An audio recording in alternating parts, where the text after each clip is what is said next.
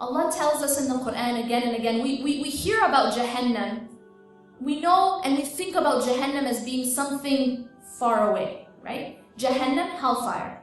We think of it as being something far away. It's in the hereafter. Yeah, that torture and that torment is far away. But what we don't realize is that the torment and the torture of taking something other than Allah and loving it as you should only love Allah will torment you and torture you in this life before the next life. That same thing that answers all these questions, what do I think about most? What am I most afraid of losing? What makes me angry? What's the first thing on my mind? What do I think of in my salah?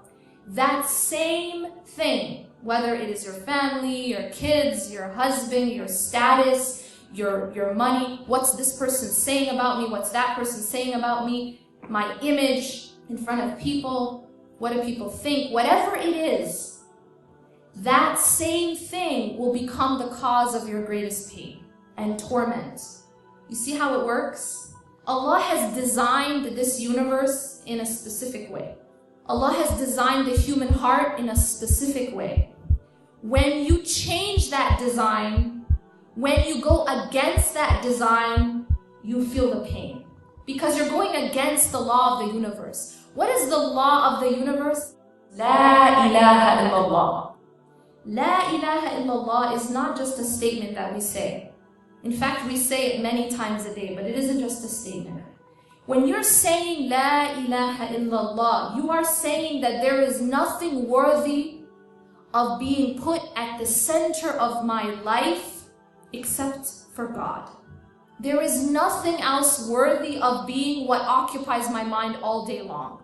There's nothing else worthy of being the first thing I think about when I wake up in the morning, the last thing I think about before I sleep, what occupies my mind during salah. There is nothing else worthy of being that important, of defining me in that deep of a way, except for God. That's Tawheed. That's what it means to be a Muslim. Allah has designed the world, the universe, the human being around La ilaha illallah. When you go against La ilaha illallah and you take your money and you make that your ilah, you will suffer because you're going against the law of the universe. When you take your spouse and you put your spouse in that place, you will suffer.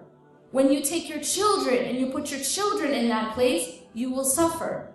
You will feel it because you're going against the law of the universe. This isn't how Allah subhanahu wa ta'ala designed it.